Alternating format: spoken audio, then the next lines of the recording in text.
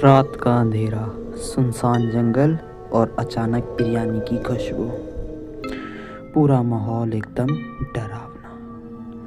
रोहित, भाई इतनी टेस्टी खुशबू, चल देखते हैं। चिंटू, मुझे तो गड़बड़ लग रही है।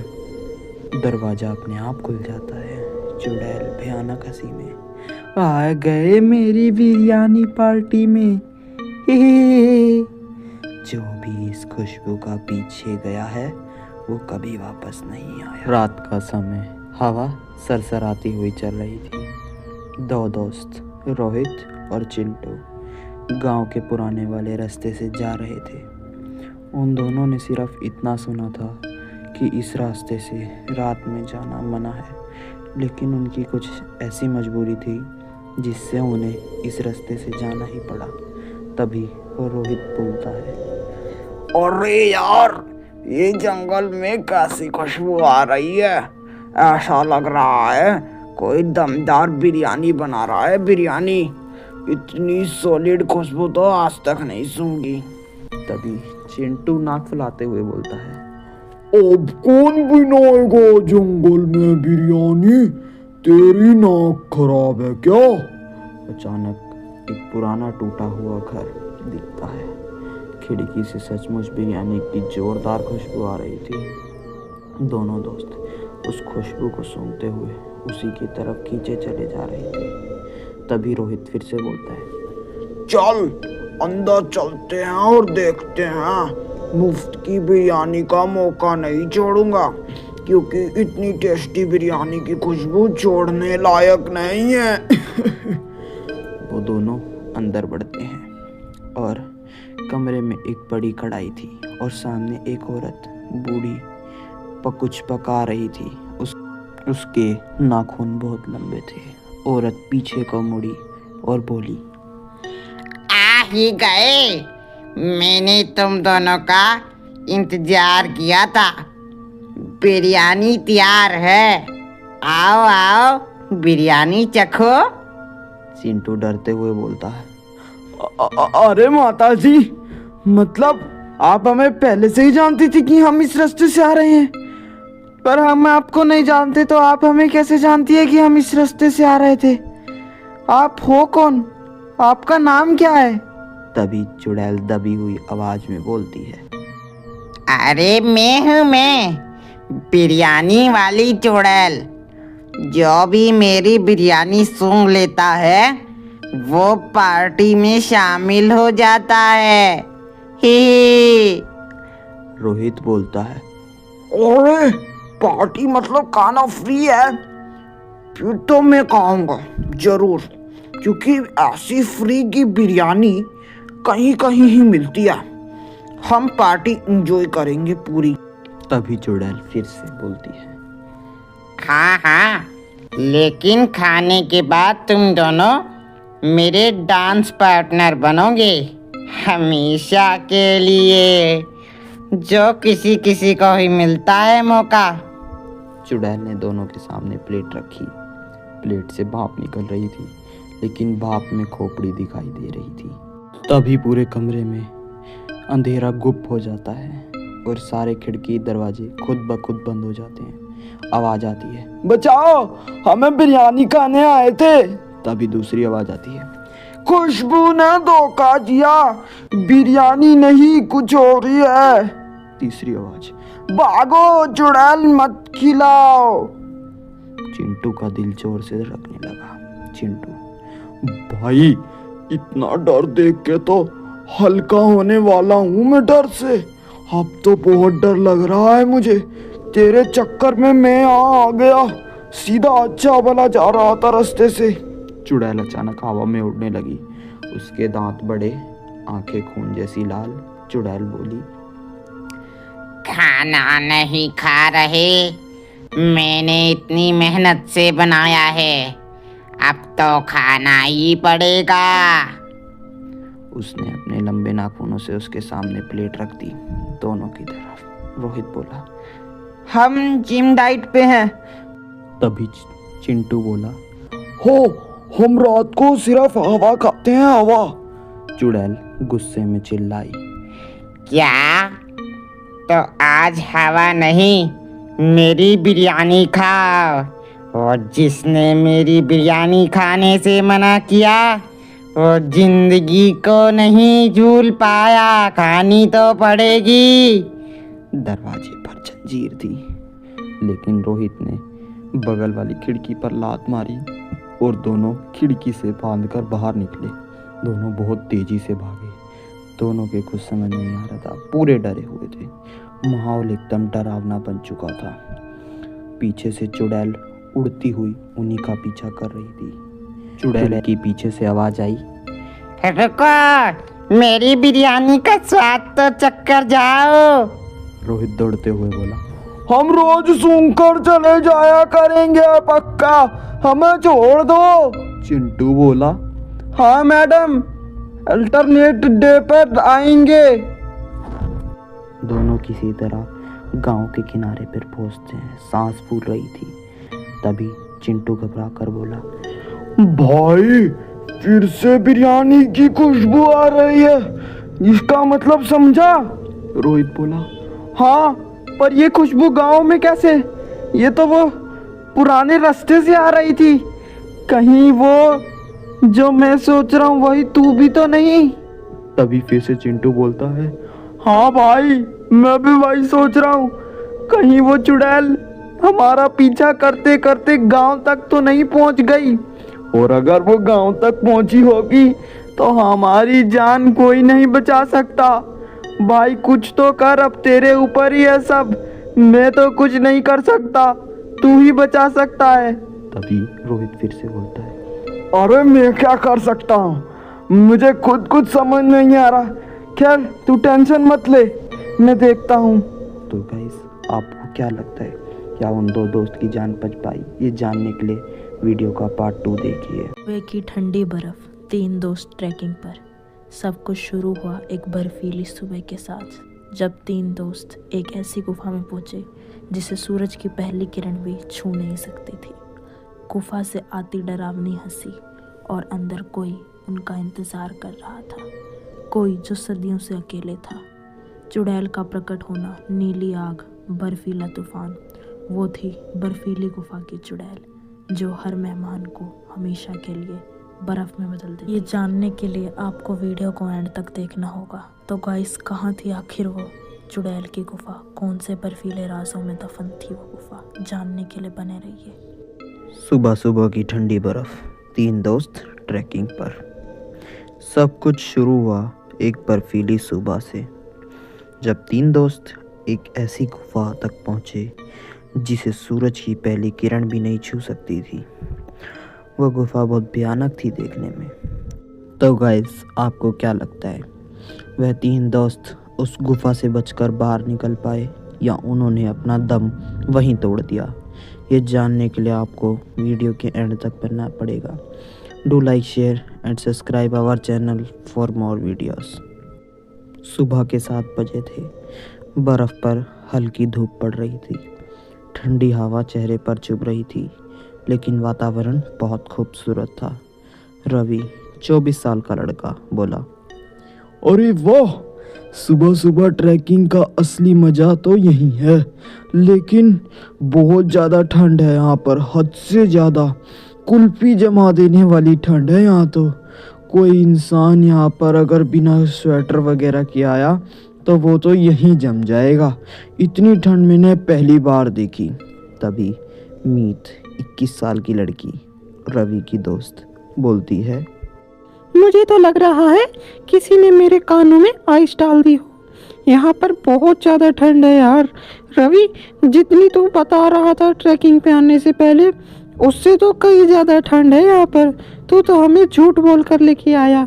यहाँ पर इतनी ठंड होती और मुझे पता होता तो मैं यहाँ कभी नहीं आती। नैना, उनकी तीसरी दोस्त, बोलती है, चलो चलो जल्दी चलो, सूरज निकल आया है।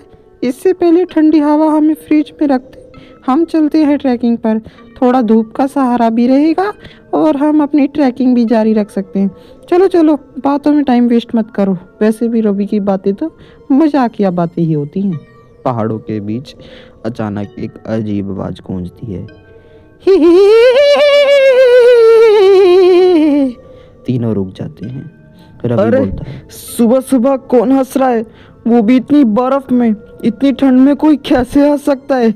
मुझे तो बहुत डर लग रहा है। मीत बोलती है, कहीं कोई भालू तो नहीं जो हमारे आसपास हो और वो ऐसे हमें देखकर दहाड़ रहा हो? मुझे तो भालू का डर लग रहा है। तुम्हें पता है ना, भालू इंसान को कच्चा खा जाती है। यार मैं तो यहाँ देखकर डर रही हूँ। यहाँ से हमें चलना चाहिए, यहाँ हमें रुकना नहीं चाहिए।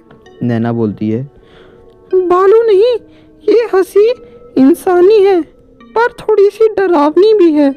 ये देखने में किसी चुड़ैल या आत्मा की लग रही है, सुनने में तो मेरे को तो सही नहीं लग रहा। मीत सही कह रही है, हमें यहाँ से जल्द जाना चाहिए। अगर हम यहाँ ज़्यादा देर रुके तो हमारी जान को खतरा है। सुबह की रोशनी एक बड़ी काली गुफा दूर दिखाई देती है। उसके मुंह पर बर्फ से लटकती हुई नुकीली बर्फ की तलवार चमक रही थी। मीत बोली, अरे सुनो दोस्तों, देखो ये गुफा पहले नहीं दिखी थी जब हम यहाँ पर घूम रहे थे और यहाँ का जायजा ले रहे थे। ये अब जाकर दिखी है ना नैना? हाँ मीत, ये तो अब दिखी, बड़ी दिनों बाद दिखी। शायद सूरज की रोशनी ने इसे उजागर कर दिया हो। वैसे पहले तो नहीं थी ये यहाँ पर शायद हमारे को भूल लग रही हो, हमने ही ना ध्यान दिया हो इसकी तरफ हंसी मजाक में। रवि बोला, अरे अंदर चलते हैं ना, अंदर चल के देखते हैं इस गुफा में है क्या पता पुराने राजा महाराजाओं की तरह इसमें भी कोई खजाना पड़ा हो। फिर तो मज़ा ही आ जाएगा, हम लोग अमीर बन जाएंगे और अंदर जाकर तो टूर और ट्रैवल भी बहुत अच्छा लगेगा। मज़ा आ जाएगा, मस्त मस्त वीडियो निकालेंगे, फिर शहर चलकर अपने शहर के दोस्तों को दिखाकर जलाएंगे। तभी अंदर से आवाज़ आती है, आजा, सुबह का नाश्ता तैयार है। तीनों एक दूसरे की शक्ल देखने लगते हैं। मीत बोलती है, सुबह का नाश्ता? गुफा में मैगी बनेगी क्या चुड़ैल? कैसी बातें हो रही हैं यहाँ?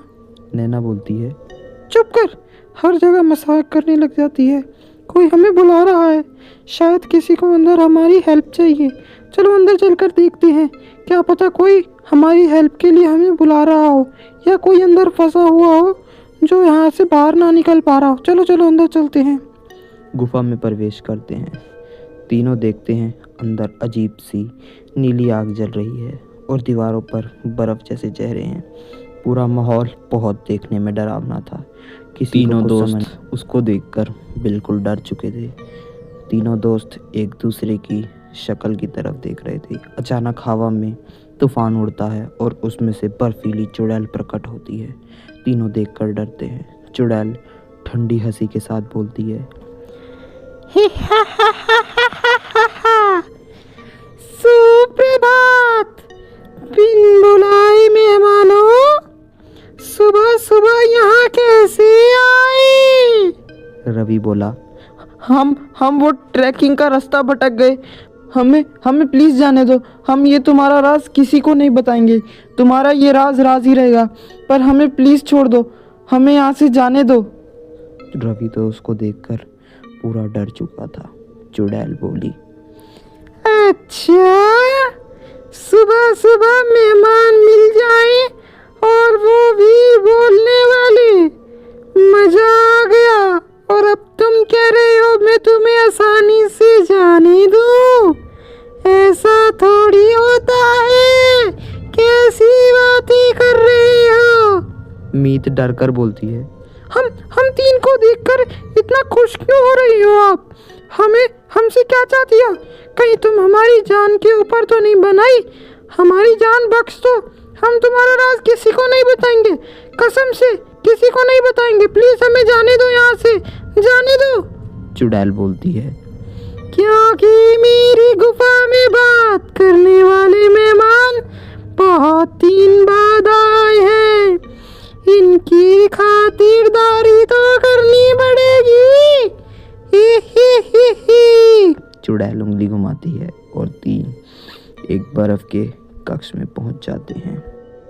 आखिरकार उनके साथ ऐसा क्या हुआ गाइस, ये जानने के लिए आपको वीडियो का पार्ट 2 देखना पड़ेगा। Do like, share and subscribe our channel for more videos. Chandpur गांव में पिछले 7 दिनों से एक ही चीज़ गायब हो रही है, पोहा और सिर्फ पोहा। जानती हूँ सुनने में अजीब लग रहा है, लेकिन रात के अंधेरे में कोई रसोई में घुसता है, कढ़ाई खनकती है, नींबू कटता है और सुनाई देती हैं खर खर की आवाज़ें। लोग कहते हैं कि ये किसी इंसान का नहीं, एक ऐसी चुड़ैल का काम है जो सिर्फ पोहे पर जीती है। लेकिन एक रात जब 2 बच्चों ने उसे अपनी आंखों से देखा, तब उन्हें पता चला कि वो सिर्फ पोहा नहीं खाती, उसके साथ कुछ और भी करती है। आज उस सच का खुलासा होने वाला है। जानने के लिए वीडियो को जरूर देखिए। गांव चांदपुर में उस दिन सबको कुछ अजीब लग रहा था। हवा में एक अलग सी ही नमी थी। रसोई में से नींबू, हरी मिर्च, प्याज सब गायब। सभी लोग सहमे सहमे से लग रहे थे। तभी दादी चौंक कर बोलती है, अरे बहू, पोहे बनाने की सारी चीजें कौन ले गया? रात को तो मैंने यहीं रखी थी, इतनी जल्दी यहाँ से कैसे गायब हो गई? बच्चे तो लेके जा नहीं सकते क्योंकि वो तो स्कूल जाते हैं और जल्दी छुट्टी भी नहीं होती उनकी। तभी बहू यानी माँ बोलती है, कहीं बिल्ली ना ले गई हो या फिर कोई चूहा वगैरह आया हो। और ऐसे तो बच्चे लेके भी नहीं जाते, वो तो पता के लेके जाते हैं अगर कोई भी चीज लेते हो। मैंने भी सुबह से कुछ नहीं बनाया अभी, तो ये चीजें गई कहाँ सारे पोहा बनाने की? दादी बोली, बिल्ली पोहे का सामान ले जा सकती है? ये जरूर किसी भूत का काम है। मुझे तो वही पोहे वाली चुड़ैल लग रही है ये। मुझे नहीं लगता ये किसी आम इंसान का काम है या बिल्ली का काम है। बहू, तू मेरी बात मान ना मान। तभी उसी वक्त राघव और पिंकी कमरे से निकलते हैं। पिंकी बोलती है, दादी, क्या फिर किसी चुड़ैल का नाम ले रही हो? ये हमने बहुत बार सुना है आपके मुंह से। माँ कहती है ये सब झूठ है, आप हमें सिर्फ कहानी सुनाती हो। दादी बोली, हाँ, वो जो रात को पोहा खाती है, पोहे वाली चुड़ैल की बात कर रही हूँ मैं। और मैं झूठ नहीं बोलती और ना ही कहानी सुनाती हूँ। जो सच है सिर्फ उसको ही बताती हूँ, क्योंकि सच जानना बहुत जरूरी है। बच्चे हंस पड़े, पर दादी के चेहरे पर सच्चा डर था। तो गाइस, आपको ऐसा क्या लगता है, आखिर वो पोहे वाली चुड़ैल कौन थी और वो सिर्फ राघव और पिंकी के घर में ही क्यों आती थी पोहा खाने के लिए? यह जानने के लिए आपको वीडियो के एंड तक बना रहना पड़ेगा। इसीलिए do like, share and subscribe our channel for more videos. रात ने गांव को घेर लिया था। दूर दूर से अजीब आवाज़ें आ रही थी। इस तरीके की आवाज़ सुनाई दे रही थी। पूरा माहौल डरावना हुआ था। तभी राघव की आँख खुल जाती है और वो अपनी बहन को भी उठाता है और बोलता है, ये कौन खा रहा है? ये तो किसी की चबाने की जैसी आवाज़ लग रही है। ऐसी आवाज़ तो सिर्फ चबाने पे ही आती है, वो भी कुछ नमकीन जैसी चीज़ चबा रहा हो कोई। बहन, तुझे भी आ रही है ये आवाज़? तुझे क्या लगता है ये कौन है जो इतनी रात को कुछ चबा रहा है? पिंकी डरते हुए बोलती है, चल चल जाग के देखते हैं, क्या पता कुछ देखने को मिल जाए। क्या पता हमें दादी वाली जो दादी कहानी सुनाती है, पोहे वाली चुड़ैल, कहीं वो ही देखने को मिल जाए तो हम सच सामने ला सकते हैं। चल चल भाई, पता करते हैं कि वो चुड़ैल भी है या दादी हमें माँ सही बताती है कि दादी हमें कहानी सुनाती है। दोनों भाई बहन किवाड़ की दरार से जागते हैं। दोनों के मन में बहुत से सवाल थे, पर वो जैसे ही किवाड़ से रसोई की तरफ देखते हैं, दोनों देखकर हक्के बक्के रह जाते हैं। रसोई में लंबे बालों वाली, उल्टे पैर, लाल चोली पहने कोई झुककर पोहे का टिफिन चट कर रही थी। पिंकी उसे देखकर डर जाती है और डरी हुई आवाज में बोलती है, अरे राघव, ये तो सच में चुड़ैल है। मतलब जो दादी हमें कहानी सुनाती थी वो सच थी कि पोहे वाली चुड़ैल असलियत में है, और माँ जो बताती थी वो गलत है कि हाँ चुड़ैल कुछ नहीं होता। भाई, मुझे तो इसे देखकर बहुत डर लग रहा है। कहीं से पता लग गया कि हमने इसका राज देख लिया है तो ये हमें मार ही देगी। मुझे तो बहुत ज़्यादा डर लग रहा है भाई इसे देखकर। चुड़ैल मुंह उठाकर बोलती है, पोहे में कटा नींबू कहाँ है? मुझे बिना नींबू का पोहा पसंद नहीं है। अगर मुझे नींबू नहीं मिला तो मैं तुम लोगों के साथ बहुत बुरा कर सकती हूँ। बच्चे डर से बेहोश होते होते बचते हैं। अगली सुबह हुई। दादी ने दोनों बच्चों की बातें सुनी। दादी वह बात सुनकर हक्का बक्का रह गई। दादी बोली,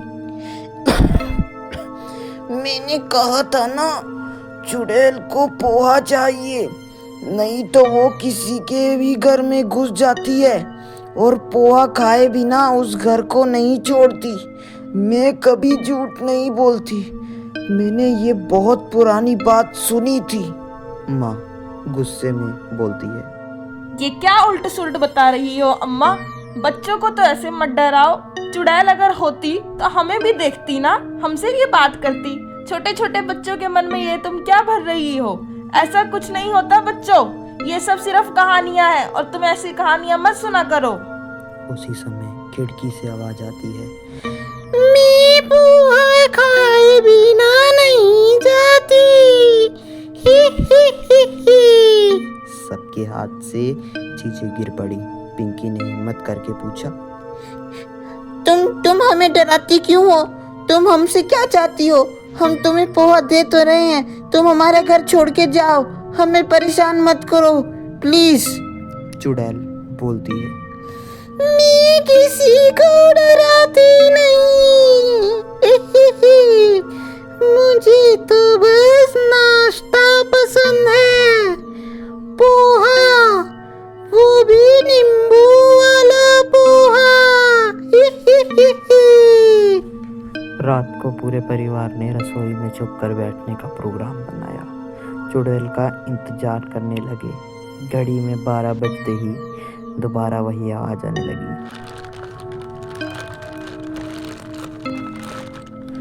चुड़ैल फिर आई और बोली, आज मुझे तेज भूख लगी है, जल्दी से पोहा निकालो, बहुत सारा पोहा। आज तो पोहा का नाश्ता करूंगी, नींबू वाले पोहा का। राहुल कांपते हुए बोला, हमारा पोहा तो शाम को ही खत्म हो गया था, दादी ने खाया था आखिरी बार। अब पोहा नहीं है घर में, सारा पोहा खत्म हो गया, हमें माफ कर दो, अब हम पोहा नहीं दे सकते तुमको। चुड़ैल गुस्से में बोली, क्या? फिर मैं नाश्ता किसका करूंगी? अगर पोहा नहीं है तो मैं पोहा खाए बिना नहीं जाती, तुम लोगों को मालूम है ना। तो गाइस आखिर क्या हुआ उस घर के साथ, ये जानने के लिए वीडियो का पार्ट 2 देखिए। आधी रात का समय था। गांव चुलबुलपुर। इस गांव में कुछ ऐसा हो रहा था जिससे यह गांव में पूरी सनसनी मची हुई थी। हवा में अजीब सी बदबू थी, सड़क बिल्कुल खाली थी।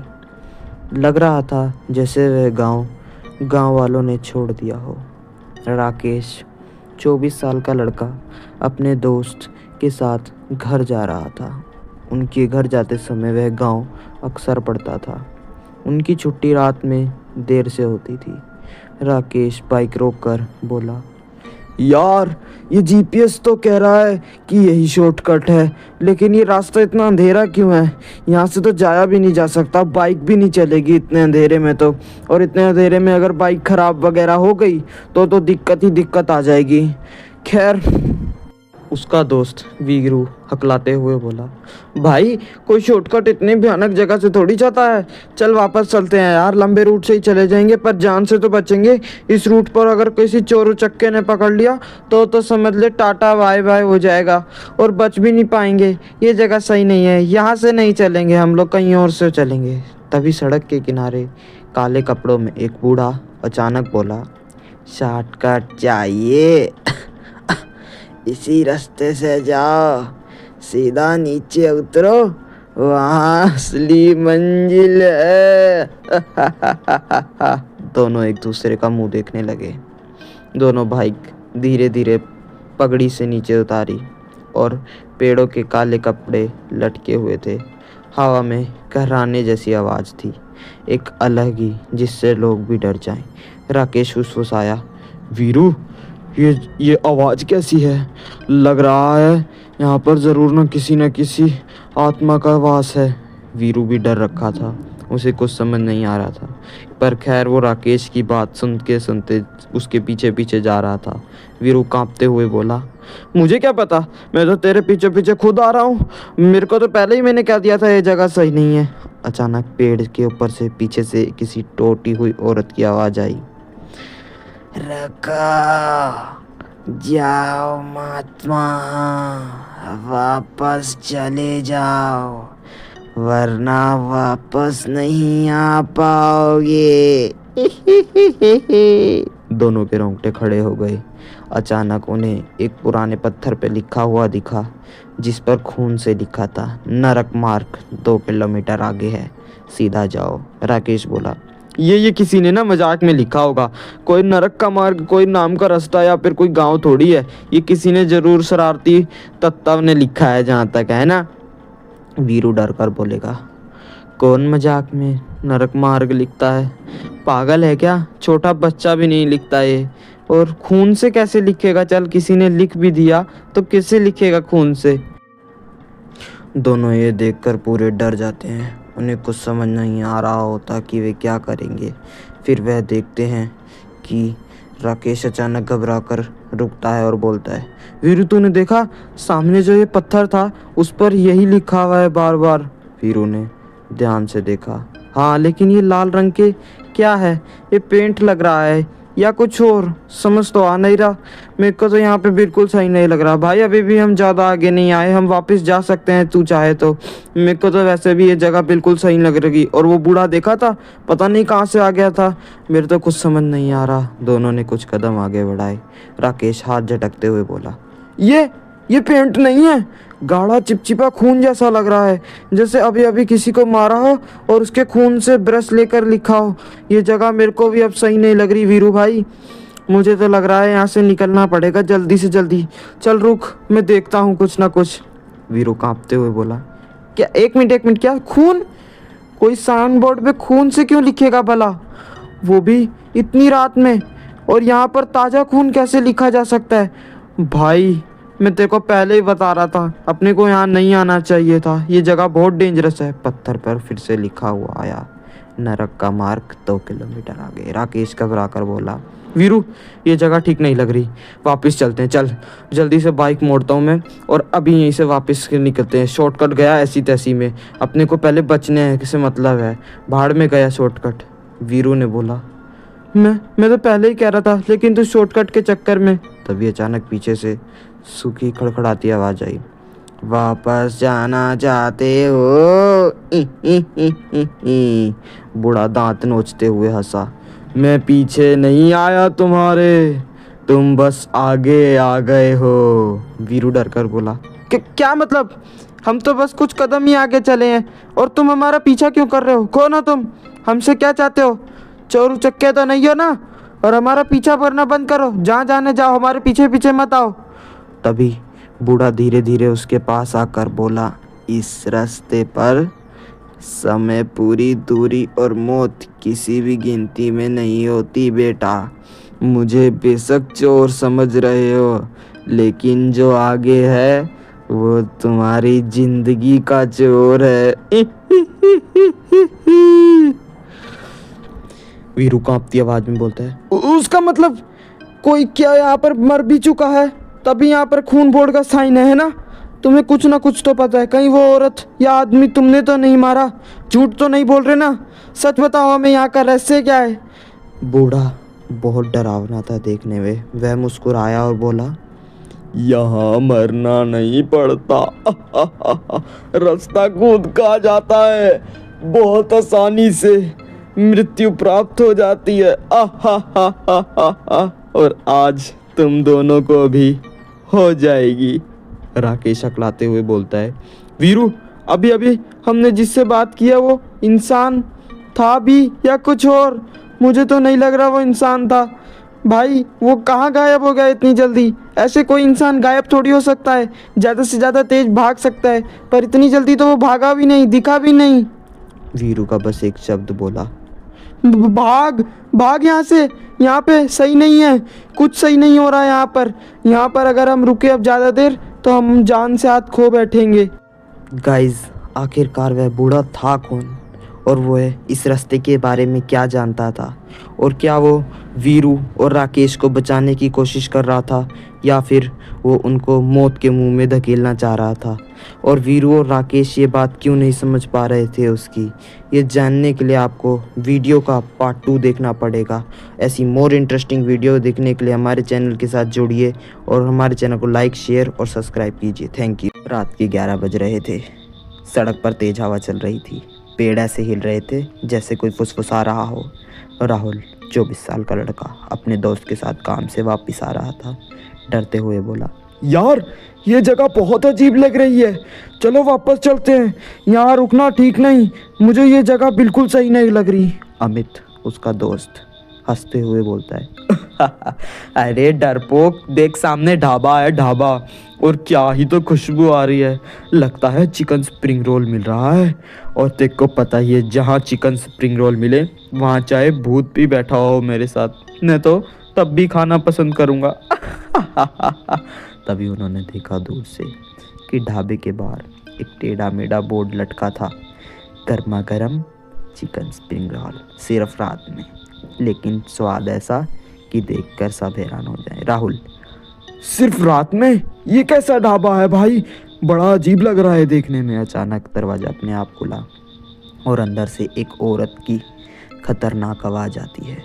वो औरत देखने में भूतिया थी, ऐसा लग रहा हो जैसे उसमें खून ही ना हो, आंखें लाल, सफ़ेद साड़ी, बाल भी सफ़ेद, और देखने में ऐसा प्रतीत हो रहा था जैसे मरी हुई हो और कभी जिंदा नहीं हुई हो वापस।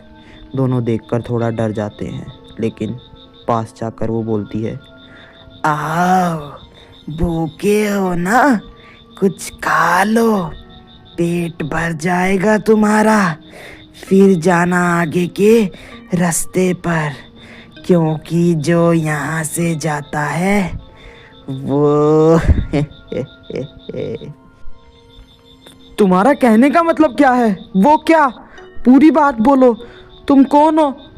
मुझे तो तुम्हें देखकर डर लग रहा है। तभी चुड़ैल बोलती है, डरने की जरूरत नहीं है, मैं तो बस चिकन स्प्रिंग रोल बेचती हूँ, बहुत स्वादिष्ट और गर्मा गर्म, चख कर देखो। अंदर बूढ़ी औरत खड़ी थी, आंखें लाल, बाल बिखरे हुए, देखने में सही में एकदम डरावनी लग रही थी। अमित लालच में आकर, हाँ हाँ आंटी, हम जरूर चखेंगे, चलिए अंदर, हम भी देखते हैं कैसे बनाती हैं आप स्प्रिंग रोल, सिर्फ 2 ही प्लेट। राहुल धीरे से बोला, भाई कुछ तो गड़बड़ है, ये औरत ठीक नहीं लग रही मुझे, हमें यहाँ से वापसी चलना चाहिए। औरत हंसती है, डर क्यों रहे हो? सबको पहले ऐसे ही लगता है बेटा, एकदम सही सोचा तुमने। खैर आओ अंदर, देखो कैसे है स्प्रिंग रोल, खाकर गर्मा गर्म है, ताजी औरत ताजी। किचन में जाती है और खन खन बर्तनों की आवाज़ हो रही होती है और एक अलग सी ही गंध आ रही होती है। राहुल को थोड़ा शक था, इसीलिए वह औरत उसके पीछे पीछे गया। उसे खैर ऐसा नहीं करना चाहिए था, पर वह फिर भी गया और देखा उसने कि एक टेबल पर कटा हुआ हाथ पड़ा हुआ है, खून टपक रहा था उससे, देखने में एकदम भूतिया, और ऐसा लग रहा था जैसे मानो अभी अभी ये किया हो। किसी को कुछ समझ नहीं आ रहा था, राहुल तो बेहोश होने वाला था। तभी उस चुड़ैल ने पीछे मुड़कर देख लिया और बोला, आओ, यही तो है मेरे खास चिकन स्प्रिंग रोल, बढ़िया लगते हैं ना देखने में, मुझे मालूम है तुम्हें भी पसंद आ रही है, आओ आओ, डरो मत। राहुल उसे देखकर बिल्कुल समझ नहीं पा रहा था, क्योंकि वो अब चुड़ैल के बेस में आ चुकी थी और राहुल पूरा डर चुका था। उसे कुछ समझ नहीं आ रहा था कि वो क्या करे। उसे अब सिर्फ सीख रही थी तो सामने मौत। तभी चुड़ैल हंसते हुए बोलती है, ये चिकन नहीं, इंसानों का मांस है। जो यहाँ आता है वही वो स्प्रिंग रोल बन जाता है। ही। डर गए ना मेरी बात सुनकर? मुझे मालूम था, क्योंकि हर कोई डर जाता है ये सुनकर। तुम डरो मत, तुम्हारा भी यही हाल होगा। ही। अमित घबरा कर बोलता है, अरे तू पागल है, तू हमें जाने दे, हम जा रहे हैं यहाँ से। दरवाजा अपने आप बंद हो जाता है, खिड़कियाँ टूट जाती हैं। चुड़ैल हंसते हुए बोलती है, जब कोई नहीं जाता तब मैं आती हूँ, तुम दोनों मेरे अगले स्प्रिंग रोल हो। अभी राहुल बोलता है, भाग अमित, जल्दी भाग यहाँ से, ये जगह सही नहीं है। दोनों दौड़ते हैं। अमित, बचाओ, कोई है, बचाओ। दोनों के पीछे चुड़ैल लग जाती है हवा में उड़ती हुई। चुड़ैल बोलती है, कोई नहीं आएगा तुम्हें बचाने, ये मेरी दुनिया है, यहाँ मेरा राज चलता है बेवकूफ। अचानक लाइट चली जाती है और सन्नाटा हो जाता है। फिर सुनाई देता है कि तेल में कुछ तलने की आवाज़ आ रही है, छुन छुन, और चुड़ैल की आवाज़ आती है, आज का स्पेशल तो ताज़ा स्प्रिंग रोल। इसी तरह दो दोस्त दोबारा अगले दिन उसी रोड से जा रहे होते हैं। वो दोनों फिर से भूखे होते हैं। दोनों एक दूसरे से बात करते हुए जा रहे होते हैं कि कुछ खाने में मिल जाए तो मज़ा ही आ जाएगा। पर क्या लगता है गाइस, वो भी उसी का शिकार हो जाएंगे? ये जानने के लिए वीडियो के एंड तक बने रहिए। वो उसका एक दोस्त बोलता, अरे इतनी रात को ये ढाबा, चलो भैया स्प्रिंग रोल खाते हैं, आज तो मजा ही आ जाएगा।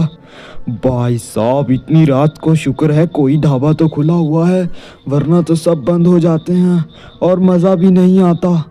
इतने में उसका दूसरा दोस्त बोलता है, भाई ये आवाज़ और ये थोड़ी बात अजीब नहीं है तेरी?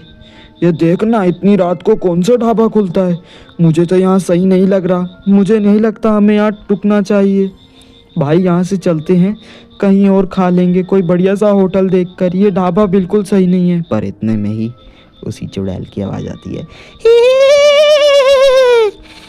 आओ, मैं आती हूँ तुम्हारे लिए स्प्रिंग रोल लेकर। मुझे मालूम है तुम्हें स्प्रिंग रोल खाने हैं ना, बहुत स्वादिष्ट है, आओ चख कर देखो एक बार। औरत किचन में जाती है और देखती है कि अंदर वही उस दोनों के हत्थे हाथ और उनके शरीर के अंग को स्प्रिंग रोल में बदल रही होती है। तो गाइस वीडियो का एंड जानने के लिए वीडियो के पार्ट 2 को देखिए। Do like, share and subscribe our channel for more videos. Pratapganj बरसों से सूखा पड़ा था। गांव के खेत बुरी तरह से सूखे। लोग आकाश की तरफ देखते और कहते, हे भगवान, अब तो दया कर, थोड़ी सी वर्षा करा दे, बच्चों का पेट कैसे पाले, ना कोई फसल है, ना हमारे खेतों में हरियाली, कुछ तो मदद कर। गांव का सबसे गरीब आदमी रामू अपनी झोपड़ी के बाहर बैठा रो रहा था। उसकी पत्नी सीता उससे बोल पड़ी, रामू, बच्चे 3 दिन से भूखे हैं, कुछ तो करना होगा, और अब की बार तो सुना है कि खेत में फसल भी सही नहीं है। रामू बुरी तरह से रोने लगा और गहरी सांस लेके बोला, मैं क्या करूं सीता, खेत बंजर हो गए हैं, उसमें मिट्टी सूखी सूखी हो चुकी है, साहूकार कर्ज के लिए गला दबा रहा है, क्या करूं मैं, किसके लिए कैसे पैसे लाऊं? आखिर गाइस प्रतापगंज के साथ ऐसा क्या था कि वहाँ बरसों से सूखा पड़ा था? ये राज बहुत गहरा था और बहुत सदियों पुराना था। ये जानने के लिए आपको वीडियो को एंड तक देखना होगा। उसी रात गांव के बाहर वाले पीपल के पेड़ से एक अजीब सी हंसी सुनाई दी और वहां पर रामू खड़ा था। धन चाहिए क्या?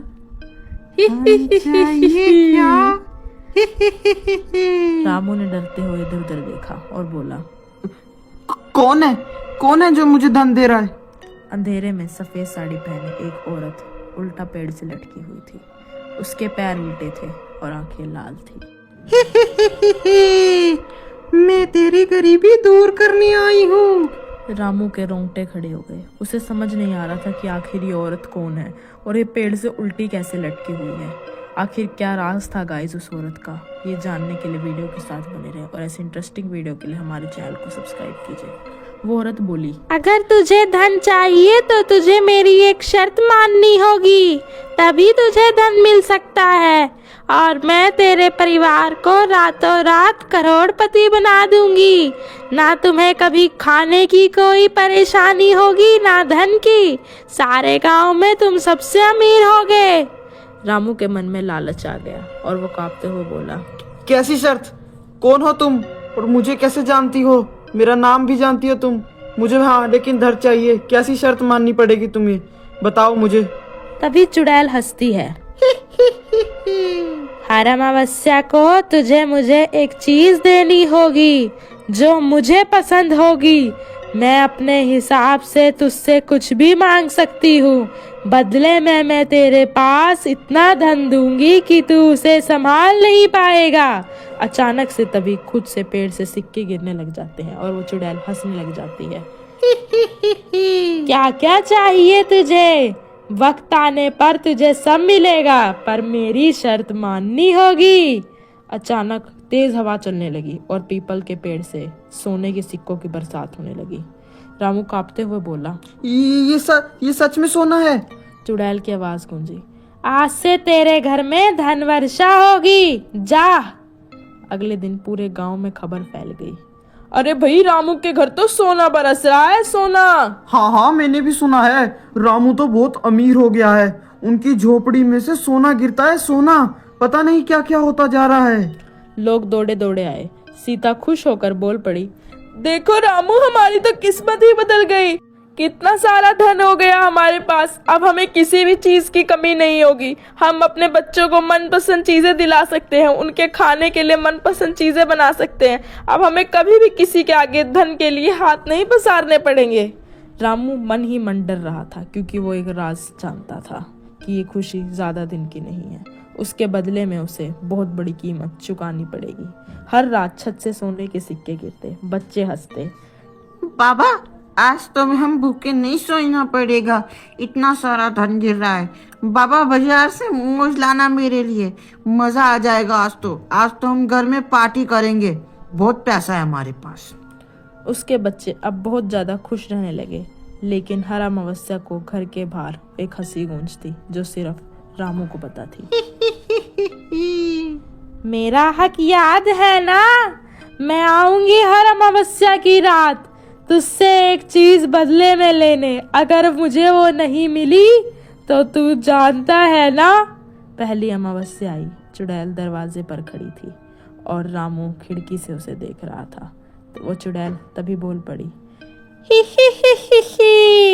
मुझे तेरी सबसे प्यारी चीज चाहिए, मैं उसे छीन कर ले जाऊंगी। अगर तू मुझे नहीं देगा तो तू जानता है कि मैं क्या कर सकती हूँ। रामू घबराता है। वो बोल पड़ा, मेरी सबसे प्यारी चीज? ऐसी तो कोई चीज ही नहीं है, पर अगर जो भी है मैं तुम्हें देने के लिए तैयार हूँ।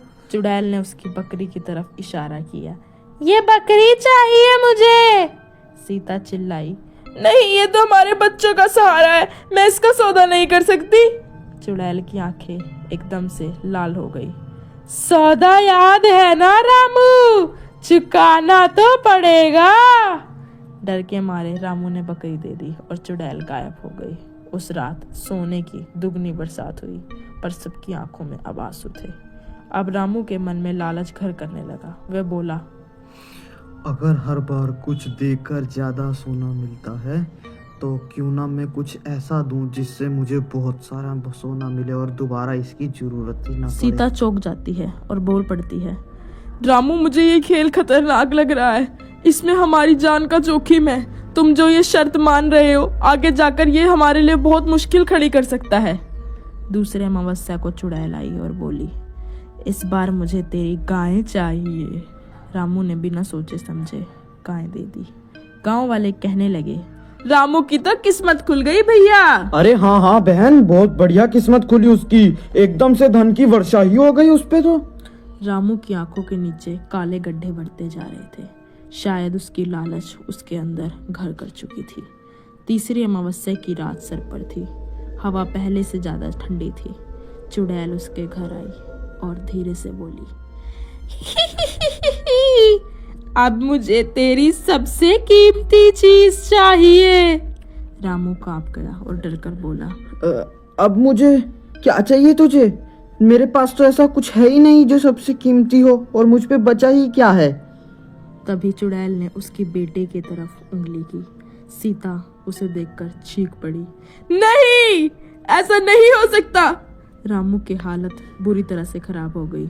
उसके हाथ से लालच का नशा एकदम से उतर गया। उसने हाथ जोड़ लिया और वो जमीन पर गिर पड़ा और बोल पड़ा, मैंने गलती की है, मुझे धन नहीं चाहिए। चाहे तुम ये सारा धन ले लो, पर मेरे बच्चे को मत लेके जाओ। मुझसे मत दूर करो मेरा बच्चा। तभी चुड़ैल की हंसी गूंजी। ये तो पहले सोचना था ना, लालच क्यों की तब? घर की दीवारें हिलने लगी। सोना एकदम से राख में बदलने लगा, जैसे सारा श्राप एकदम से वापस हो रहा हो। रामू रोने लगा, मुझे माफ कर दो, मेरे से गलती हो गई है बहुत बड़ी।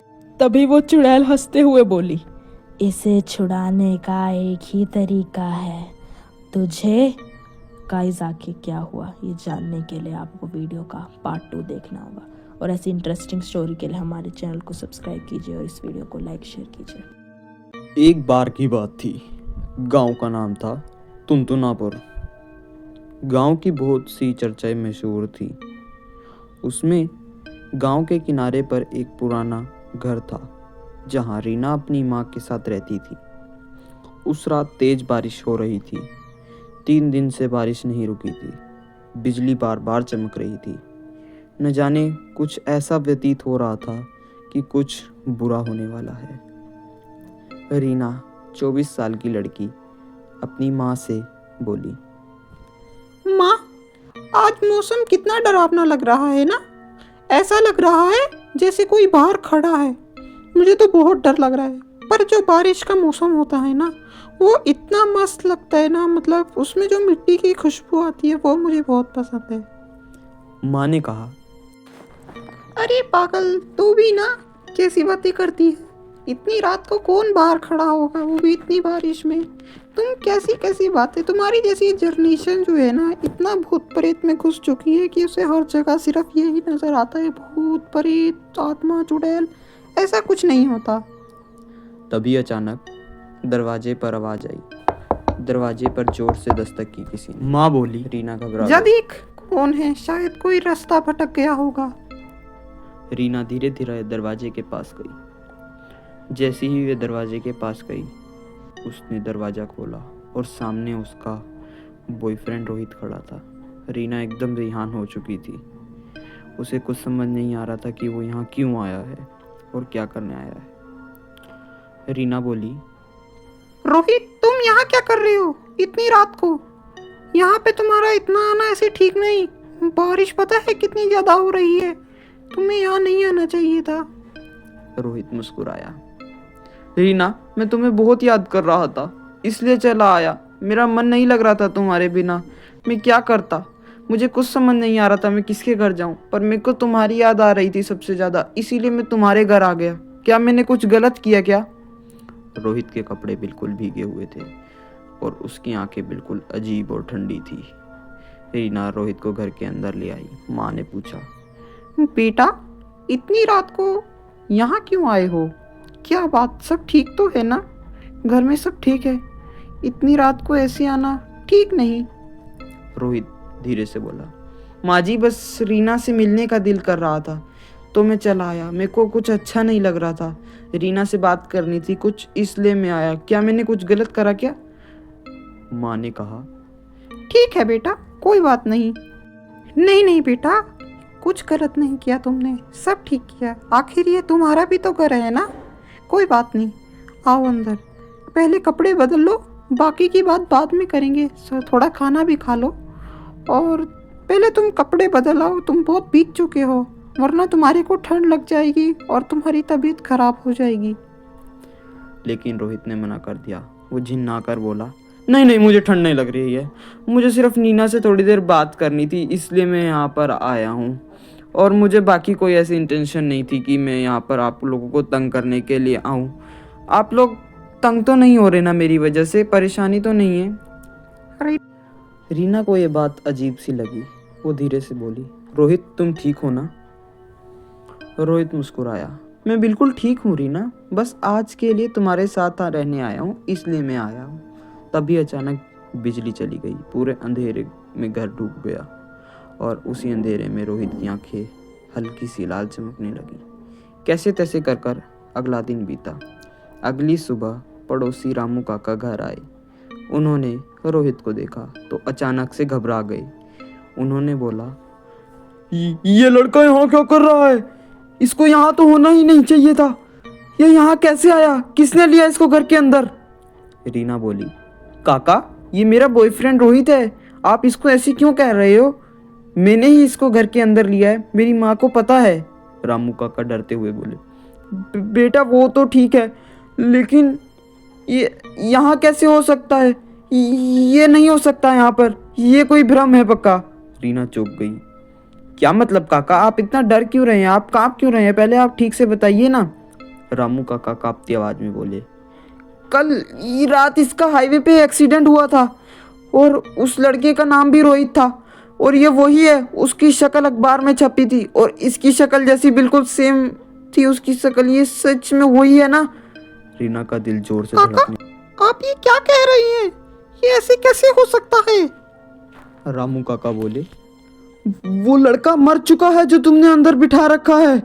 रीना डरते हुए रोहित के पास गई। रोहित सच बताओ, कल रात तुम कहाँ थे? तुम मुझसे कुछ तो छुपा रहे हो। रोहित सच सच बताओ।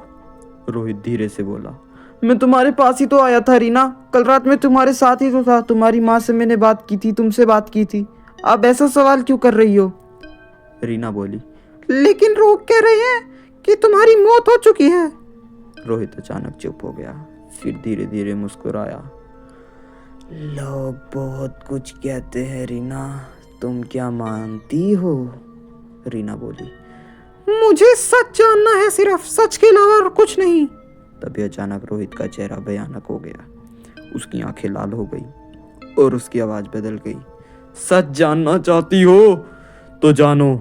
अचानक पूरे घर में ठंडी हवा चलने लगी। रोहित जोर से हंसने लगा। रीना मैं मर चुका हूँ। रीना डर गई। नहीं, ये झूठ है, ऐसा हो नहीं सकता।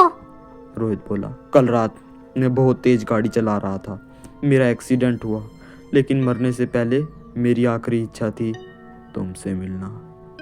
रीना रोने लगी। तुम भूत बन चुके हो। रोहित बोला, हाँ, लेकिन मैं तुम्हें नुकसान नहीं पहुंचाऊंगा। तभी अचानक उसकी आवाज भारी हो गई।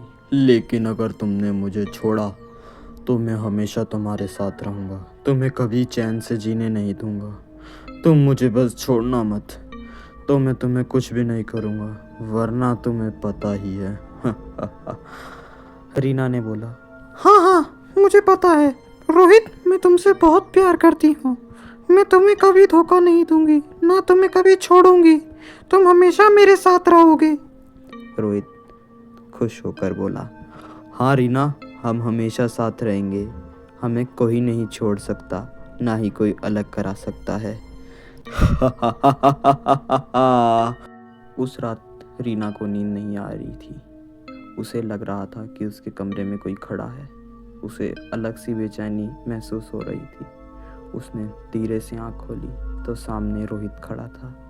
वो एकदम से डर गई रोहित को देखकर और बोली, तुम यहाँ क्या कर रहे हो? तुम यहाँ क्यों आए हो मेरे कमरे में? रोहित बोला, मैं जा नहीं पा रहा हूँ रीना, मेरी आत्मा फंस गई है। मेरी प्लीज मदद करो, ऐसे मैं जी नहीं पाऊंगा, मेरे से जिया नहीं जा रहा है ऐसे। रीना बोली, इसमें मैं क्या कर सकती हूँ? मेरी कोई गलती है ही नहीं इसमें, मुझे नहीं पता मैं क्या करूँ। रोहित बोला, मुझे मुक्ति दिलाओ रीना, नहीं तो मैं हमेशा इसी घर में रहूंगा और तुम लोगों को ऐसी परेशान करता रहूंगा। अगले दिन बाबा को बुलाया गया। घर में पूजा हुई। रोहित की आत्मा धीरे धीरे गायब होने लगी। जाने से पहले उसने रीना को कहा, रीना, मैं हमेशा तुम्हारे साथ रहूंगा। और अचानक वो गायब हो गया। सबको लगा अब सब खत्म हो गया है, लेकिन उसी रात रीना के फ़ोन पर एक मैसेज आया, I miss you Reena. Reena का फ़ोन और कमरे में किसी की धीमी सी आवाज़ गूंजने लगी।